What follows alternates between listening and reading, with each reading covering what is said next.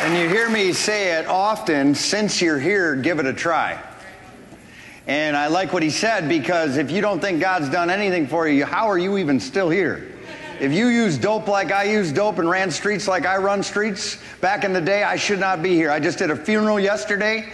It was one of the greatest privileges of my life. I didn't know the woman who had passed, but I did know of her. And what I knew of her is she had 8 children, and the 8 children got taken away by foster parents because of addiction. And there I sat off of Rice Street, the streets I used to run and people I used to know.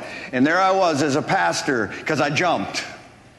And I've never experienced God like I experienced on Monday before, because I was around a bunch of non-church people, but talented people. People that haven't pursued their dreams, and I had never experienced a talk like I gave them, and people were crying and cheering, and you didn't know if they were coming or going, and I had never felt so at home. No different than what I told you when I recently got and was privileged to go speak to the champions at Shakopee Prison. I was more comfortable around the inmates than when the guard walked through the room checking the doors. I got really nervous. See, old habits die hard, but I jumped. I jumped 14 years ago. I had nothing. You hear my story. I had everything I owned in a hefty garbage bag, but I jumped because I saw other people soaring. And God doesn't play favorites. And you got to understand, if God does it for them, He's going to do it for you. And if God has salvaged your life up until that point, you should have enough common sense to understand that God has a plan for your life. You should understand, no matter what your spiritual belief may be tonight, that there was some sort of outside force that was trying to palm at you, trying to keep you down, trying to keep you out, trying to kill you, trying to steal your family. And that thing, whatever you call it, I call it the devil, did a pretty good job at doing it. And why is it that we believe the devil before we believe God? And say jump. I don't care how old you are. I don't care how young you are tonight. It's time to jump.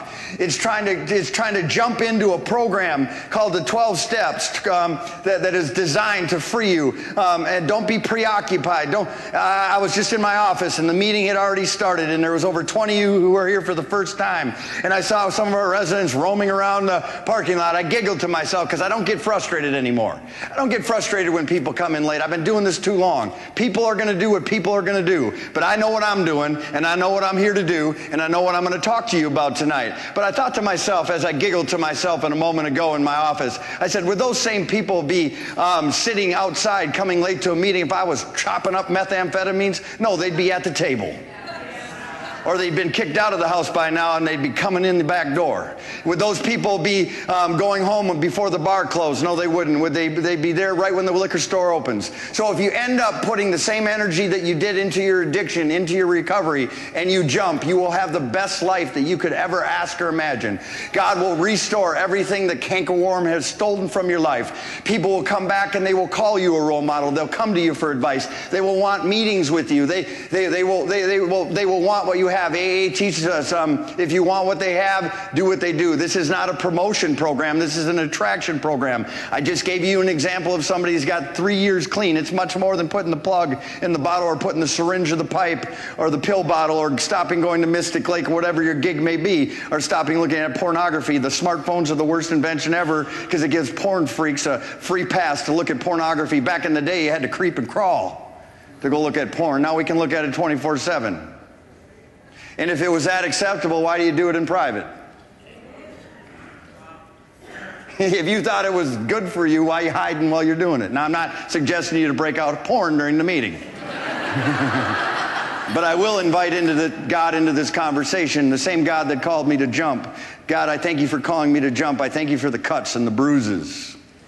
I thank you for me running around scared and not knowing which way was up or down. But you know what? I knew that in the streets, and I did it anyway. So, Lord, thank you for giving me the power and the courage. Thank you for establishing a routine for me to follow. It's a set routine. It's a routine that's not going to change. It's a routine that you established. So thank you for that. And I thank you for giving me the power. So tonight I ask you to give me the words to say to teach the people that you have saved from the horror of addiction so they can live a life and jump into their destiny. And their history will no longer determine their destiny. Their past will no longer touch their future, and they will never forget where they came from. Lord, I thank you for who you are, what you've done, and what you're about to do. In Jesus' name, amen. So over the last several weeks, we're in the middle of a series titled Purpose, and we start by saying what our purpose isn't. My purpose is not to smoke crack, shoot methamphetamines, or do heroin. My purpose is not to be depressed, to leave my kids, abandon my children because drugs are more important to me. My purpose was not to steal from my family, even though I stood. So the reason why I found out that wasn't my purpose, because it never worked. When you're walking in purpose, it works. Well, when you're serving a purpose, it works. And the definition on your sheets say a set place, that God set you up and arranged for you to be here, and He set you up on purpose. God set you here on purpose. He arranged for you to be here, especially if you're part of BSM or Serenity Village housing. These are not run-of-the-mill houses. These are nice places. If I would have got what I was deserved, I should have been living in a basement closet when I first got sober. But no, God arranged for me to be here. Yes, my parents had to pay my first month rent here. I'm grateful they did. They enabled me for quite some time, but I'm grateful that I had at least one person that still believed in me. And let's talk about potential for a second. I tell you that and Stace, I think, taught me this. It was okay when I was 12, and they said, man, Jeff, you got a lot of potential. Then I was 20, you got potential. I was 30, you got potential. I was 35, you got potential. I got sick of hearing I got potential. And then I was in a small group one night, and I heard another perspective on potential. Thank God you still got potential. Who cares how old you are? Who cares what you've lost? If you still got potential, you got everything. But you will never reach your potential without a routine. You will never reach your potential without a purpose. And it also says in purpose, the definition of purpose is a reason why something is done. 35 years of my life, I never looked up definitions. I assumed I thought what they meant, and I went with it. But where was I going? See, I had to learn that I had to ask questions. I had to inquire. So it says a reason for something is done. If you're not walking in purpose, your life will look like this. I don't know why I did that. I didn't do that on purpose. I didn't say that on purpose. I didn't smoke crack on purpose. It's a lie from the pit of hell. You did do it on purpose. You did it on purpose because you stopped working the program and being authentically honest, and you did that on purpose. So once you did that, you decided without even knowing it, I'm going to go get high. So it goes on to say a reason why something is done, a reason why something was created, why something exists. You saw the video. There's no one on this planet that's trying to get sober. If you just merely exist, you ain't going to stay sober. Life is too hard to just exist. I want to know why God saved me. I want to know why He saved me, not once, not twice, not 5 times, not 100 times. He kept saving me. But eventually that grace runs out. Eventually people die. Eventually people lose their fathers and their mothers. And it says for something exists. The first week we talked about position.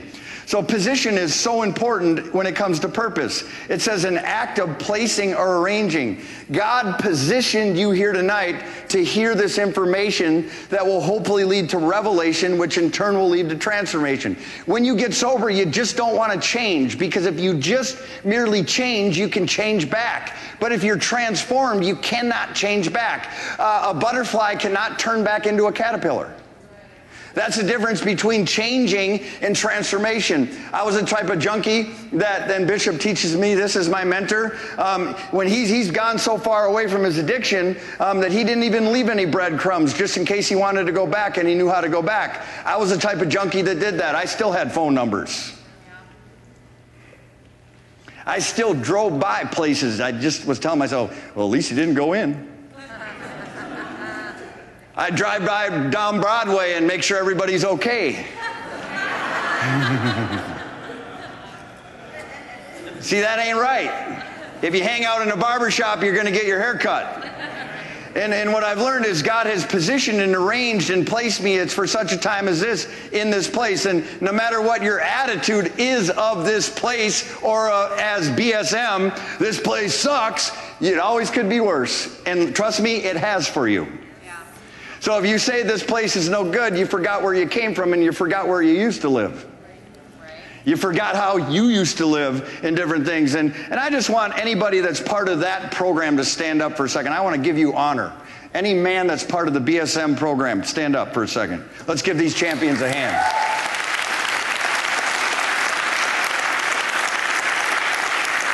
I want you men to know that you're family to us, and we can't do this without you. So I thank you for coming. But God positioned us here, and it says a place where someone or something is located. I was MIA all the time. They could never locate me.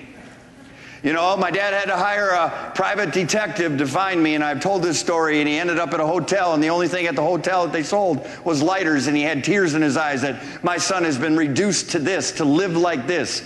And by the time he got there with it, and then the private investigator was looking for me again, and it's crazy. My mom reminded me last week that you haven't told the story when you used to work for your dad, and you went and you drove freight across the state of Wisconsin, and we got a call from the police, and you had overdosed and you were almost dead in Wisconsin, and it was near Christmas or Thanksgiving, and there I had ruined my whole parents' Christmas or Thanksgiving, and my dad had to drive 5 hours to go get me, and my roommate at the time that I used to sell dope with, he was with me, and he drove the vehicle home, and within 24 hours I was getting high again. Oftentimes I have to remind myself that they couldn't locate me, and I didn't want to be located. But when God positions you, people should always know where you are. This isn't prison. This is our business where you are. Everyone should know where everyone goes. And if you welcome that level of accountability, because if you ain't got nothing to hide, why do you care if they know where you are? Right. That's good. I mean, I don't care if you're on the color wheel tonight. You're going to pass the UA if you're sober. It's just an extra level of accountability. So God positions us in places. He puts us places. And as I was studying, I thought about the word put. Sometimes you got to be put in jail for your own good. Sometimes you got to be put in detox or treatment. Sometimes God puts us in places because we've proven to God that we can't handle this stuff. And I got tired of that life too, where people told me when I could or couldn't go to the bathroom. And you know, I'm missing my kids and I'm doing this, because doing time sober ain't fun. But I had to learn that God will put you in places for your own benefit. And I'm grateful for some of those places that he put me in. At the end of the day, I have to be honest with myself, I really put myself there. A point of view adopted. So when a definition of position is a point of view. The reason why we struggle like we struggle is because we got the wrong point of view. A lot of us have the wrong perspectives. We have the wrong outlook. We have the wrong attitude. And the only thing with being wrong is if you think you're right. And because of us, none of us really inquire, and we stay offended. We don't inquire and get context of what is being said, so we stay offended. And if we stay offended and we don't inquire, we're always right, because we don't like to be wrong. But as of late, as I've talked about exposure the second week, last week, and you see this all the time in the rooms, a newcomer comes in. It's easy to give God everything when you got nothing. It's easy to be grateful when you know without this place letting you stay here, even though you paid whatever you paid for rent, you're still getting off good. And none of us said, well, let me see your rental history. Come on. What's your credit score? Let me see your criminal. Trust me, you can't rent an apartment these days with a criminal. But yet we are doing that because someone did it for me. Someone did it for me, so I'm going to do it. So when we get sober, a newcomer is grateful. A newcomer is willing. A newcomer is open-minded because they really don't have another choice. But eventually, the other side of the newcomer, being me too, gets exposed. And no different than those of us who think we're all that in a bag of chips that have lost our jobs and our addiction. Then we go take an entry-level job, and then we're sizing up everybody in the company that we think we're better, and we fail to recognize, well, I may be more gifted than that person that I'm working with, and I'm making $7 an hour less than them, but the chances are that person that's making $7 more than me is going to show up tomorrow. There's a chance I won't show up. Right. So you have to face yourself. Yeah. You have to learn to face yourself and expose. So it says a revelation of identity or fact. When you get exposed, yeah, you're a nice guy, but you got a hot temper. Yeah, you were a nice guy and you were out there serving and grateful last week, but we haven't seen you all day because you're sitting in your room under your covers sleeping because you're depressed. That gets exposed. And that's not bad. So don't try to hide that. I deal with depression. I deal with anxiety. But instead of allowing depression and anxiety to deal with me, I decided to deal with it. Right. Write that down. What are you not dealing with? What are you waiting to get to? I had to make some tough phone calls in the business world today that I would have rather not made, but I decided to do it today because I didn't want to wake up tomorrow with them. And when I did pick up the phone to face them, so if any of you are in financial crisis right now, they're not going to stop calling. And they will find you eventually where you're living. And when you really need it, when you do restore your life and you actually need credit, you would have wished 3 years ago I would have faced it and worked out a payment plan, even if it's $10 a month. And if you stop smoking 10 packs a day, maybe you can afford $10 a month. I love you. I love you. God bless you. But certain things begin to get exposed about us, and it says the things that God wants to expose about us are the things that we're trying to conceal. Because the reason why we're trying to conceal these certain side of ourselves is because we feel if it is revealed, it's going to be met with disapproval. That's not how recovery works. You actually get more respect when you reveal things that you're trying to conceal. I get people all the time come to me, man, I just don't like you, Pastor Jeff. I said, thanks for sharing that. I don't get offended. I'd rather have you, I'm free.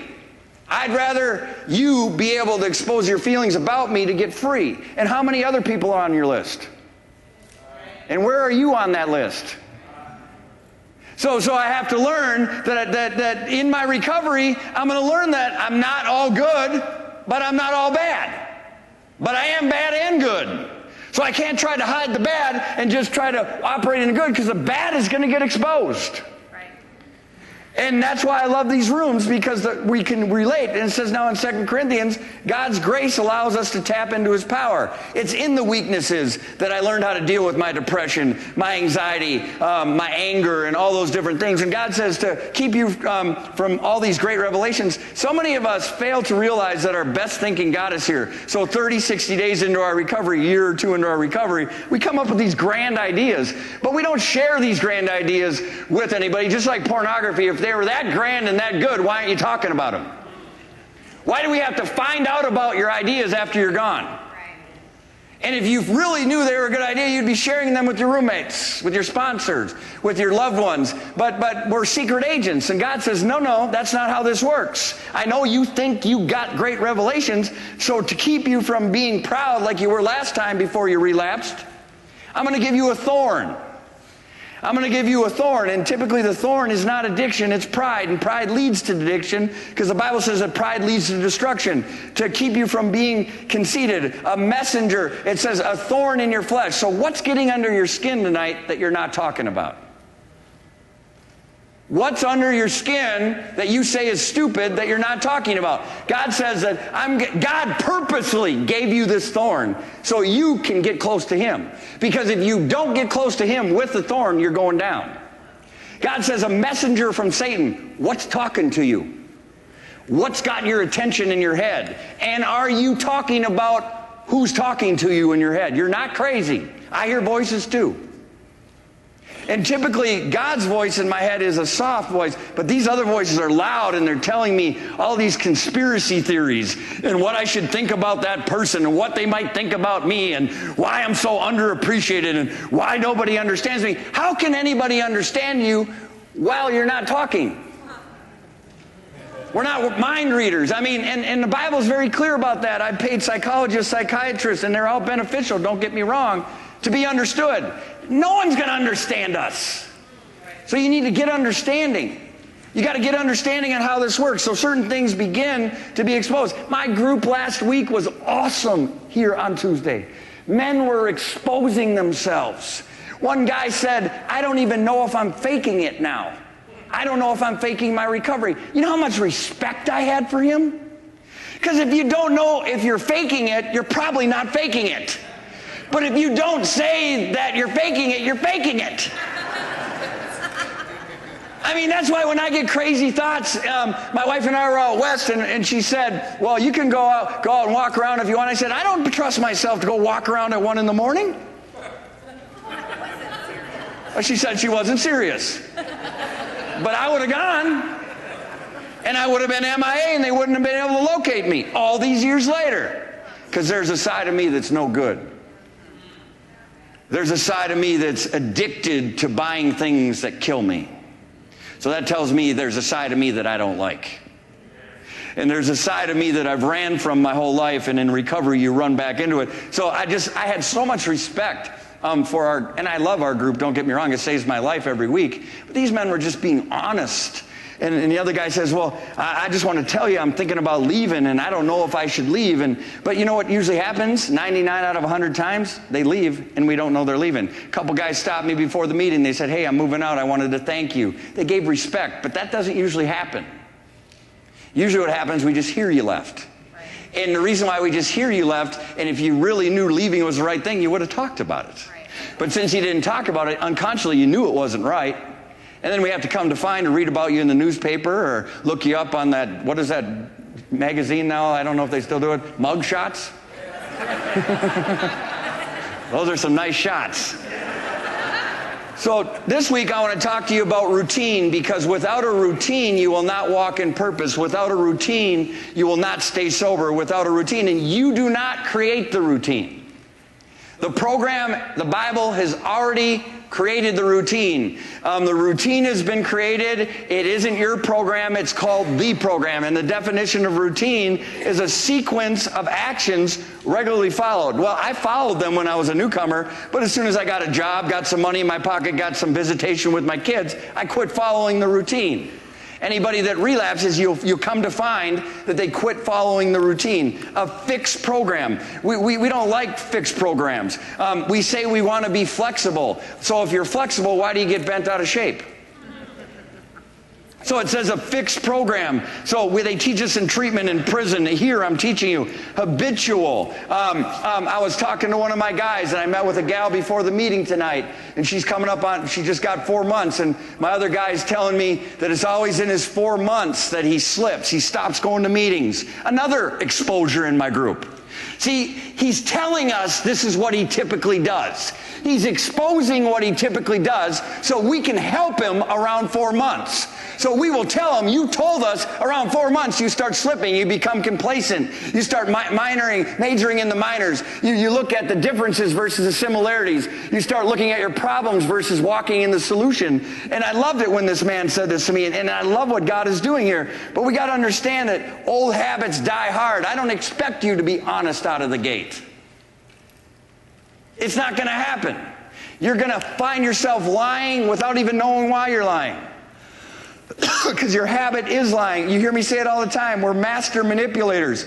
Manipulation is really the gift of influence that God has given you, but you misused it, and so did I. Now I'm a man of influence, and trust me, there's a lot to influence. And I say that with humility, but I also say it with extreme confidence.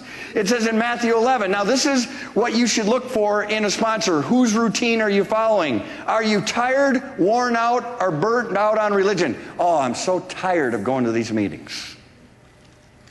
I don't know how they can expect me to go to these meetings 4 times a week. I got to work, pay rent. What am I going to find time for myself? Like Steve said, it isn't about you. But some of you tonight are tired and you're burned out. I would say you're not burned out, because if you're going to a meeting and exposing what you're really thinking, you get lifted up. You don't burn out. I would say you're getting burnt up. You're getting burnt up by the enemy. You're not getting burned out. You're getting burnt up. But check out what it says. Come to me. Who do you see in this room? Come to me. Get away with me. You'll recover your life. It's much more than just quit using. You want to recover your entire life. And once you do that, you can walk in the abundant life. I'll show you how to take a real rest. People are doing in this room 100 times more than other people are doing, and they're still resting. Walk with me, work with me, watch how I do it. Unforced rhythms of grace. How do these certain people do what they do way more than I'm doing, and they're not tired, they're not angry, they're not resentful, they're not offended, they're not comparing them, they are happy. Why are they doing it and I'm not? Some of us don't like to follow. And check out what it says. I won't lay anything heavy or ill-fitting on. Like going to a meeting is the end of the world. But then we go buy stuff that's killing us.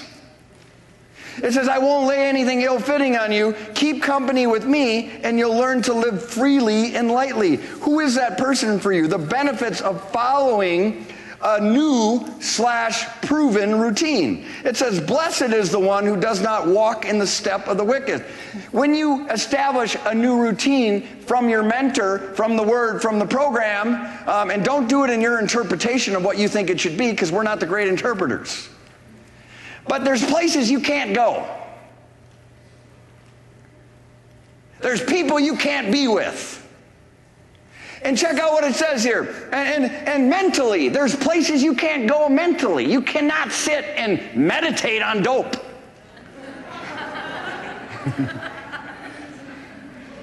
You can't meditate on alcohol. Pretty soon you're going to be thirsty.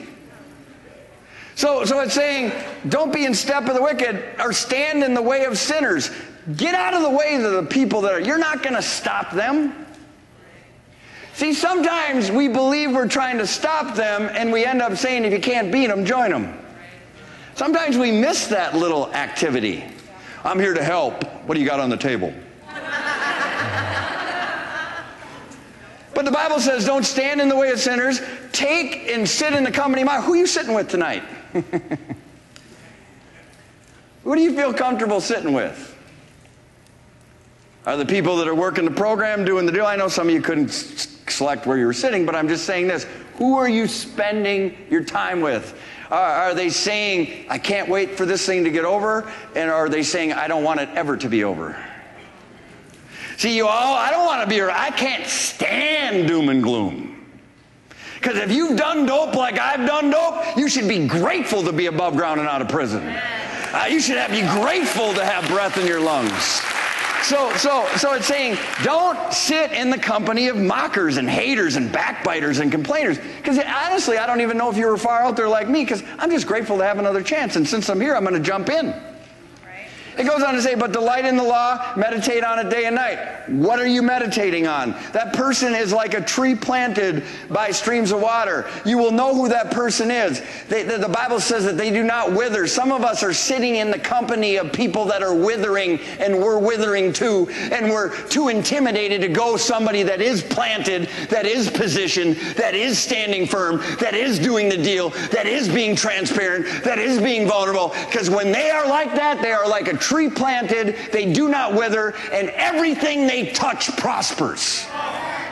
That's who I want to be around. And I heard a sermon at the gym yesterday about God's favor. God does not, from Bishop Jakes, God doesn't give favor to everybody. But you may have to walk behind somebody else's favor. If you do for another man, God will do for you, and that's not gender specific. But I like what that says. But in a sense, I think we all got favor if we're all still breathing. But I want to be around prospering people, not withering people. I mean, you can't give me something you ain't got. What do I want from you? I mean, I love everybody in this room, but I don't want to be around negativity and anything else. And then secondly, in regards to the homes of Serenity, I've paid my life for those things. All my credits on the line.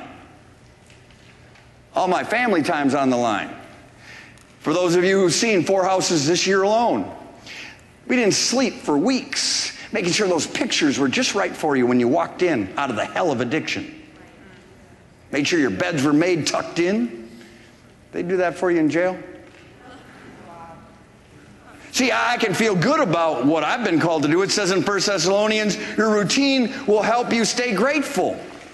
Rejoice always. Like I said, grateful to be above ground. Pray continually. Don't just pray when you're in trouble. Just don't call Nate when you need something from Nate. Call Nate and say to Nate, Nate, how can I help you? What do you need from me today? I go down to prisons and treatment centers all the time, and the majority of the men, they come up to me because they see a guy who's got a job.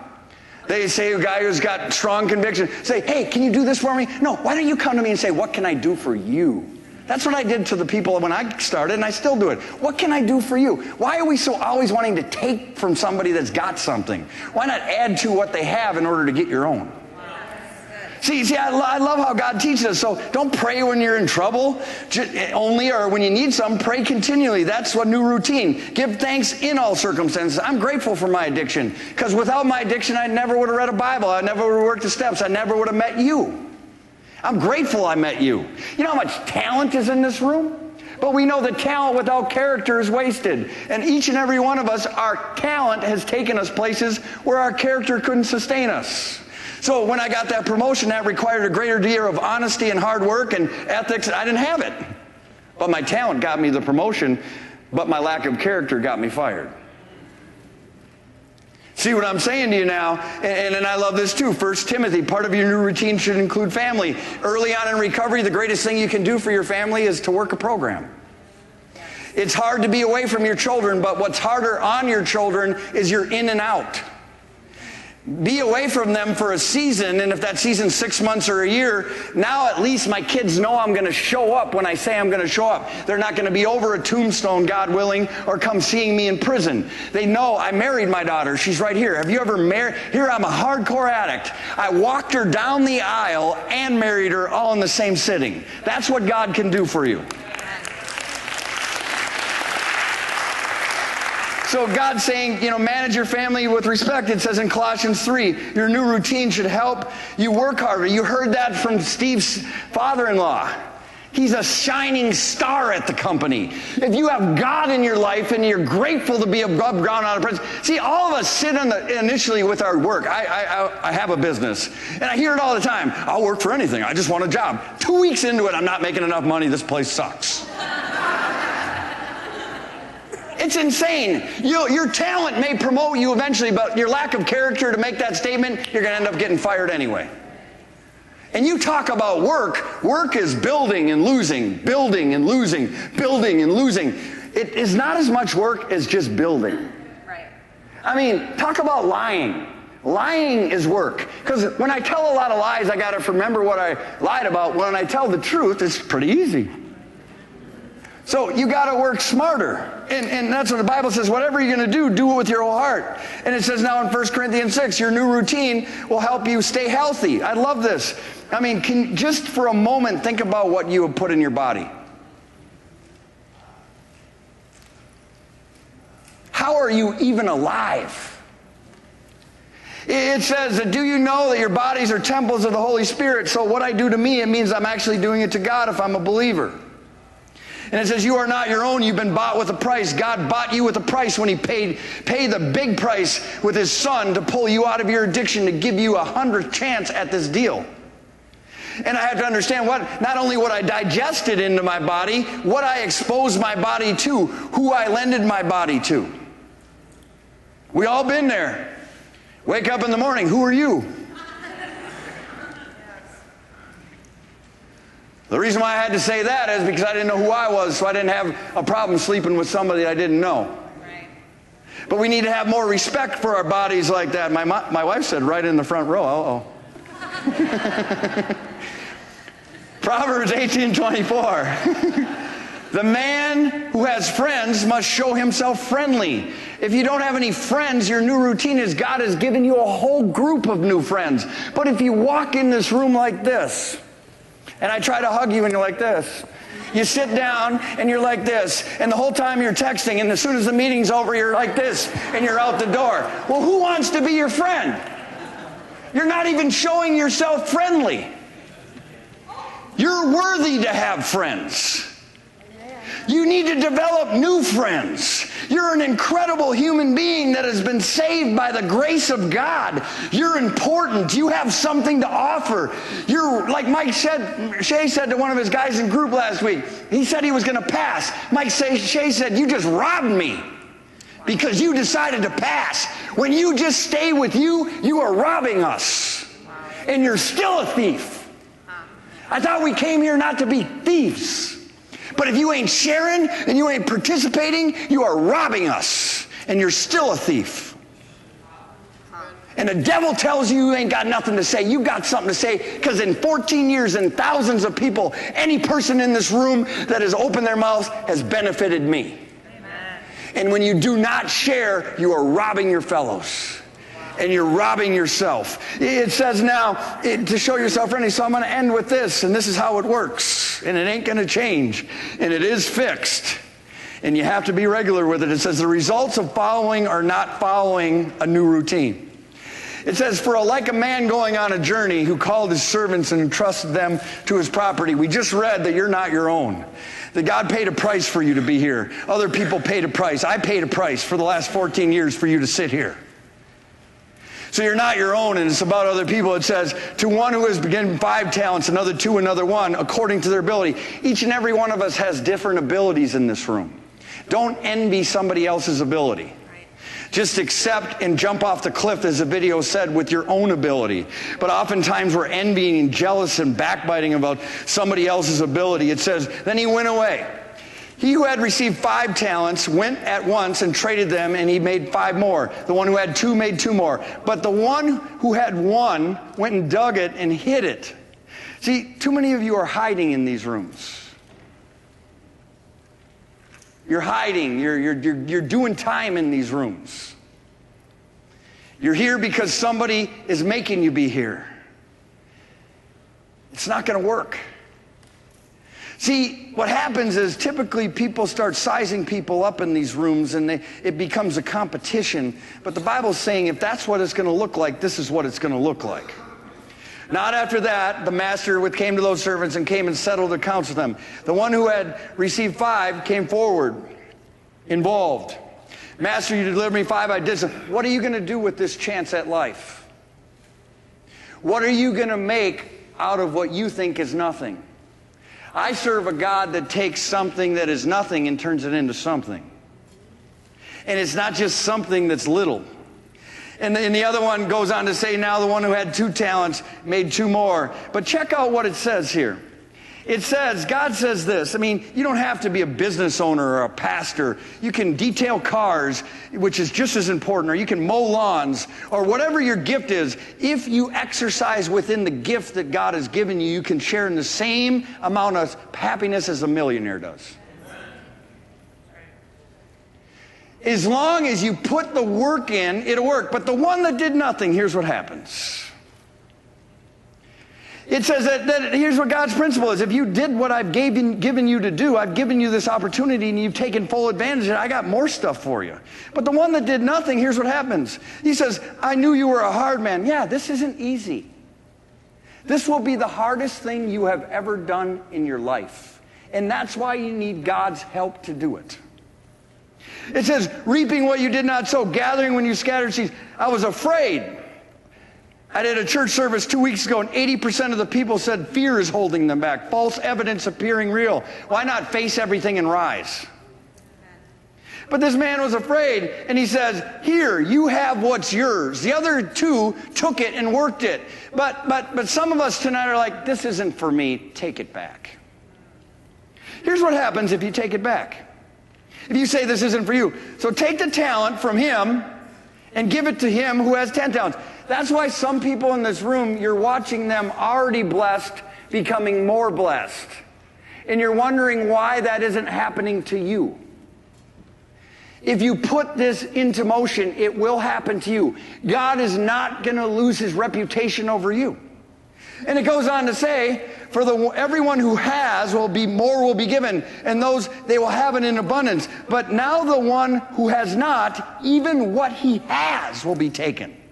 And cast worthless servant into the outer darkness, that place where there is weeping. And do you forget where you came from?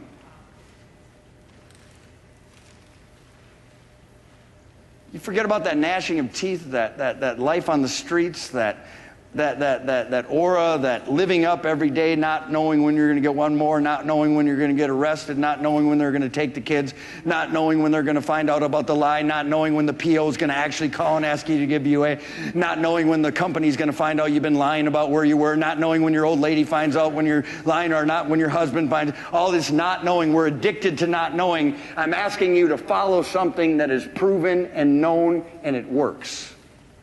So the question I have for you tonight is, will you do it? There are people here tonight that will share their routine with you. And they're called sponsors. I don't want a sponsor to come up on this stage right now that is not active in service. But if you are willing to sponsor and you are active in service, I want you to come to this stage. Let's give them a hand. I don't know who you are.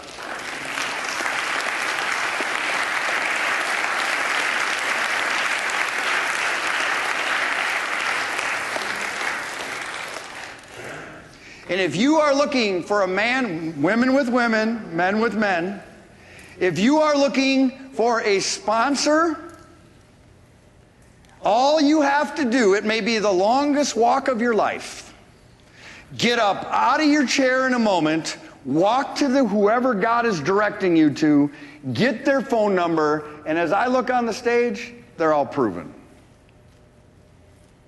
If you want this, if you want to be the shining example at work, get married, have a, what kind of dog did you just get? The thing is huge. German Shepherd. Have a father-in-law that actually isn't crying every night because you're married to his daughter. This is for you. Come to the stage. God bless you.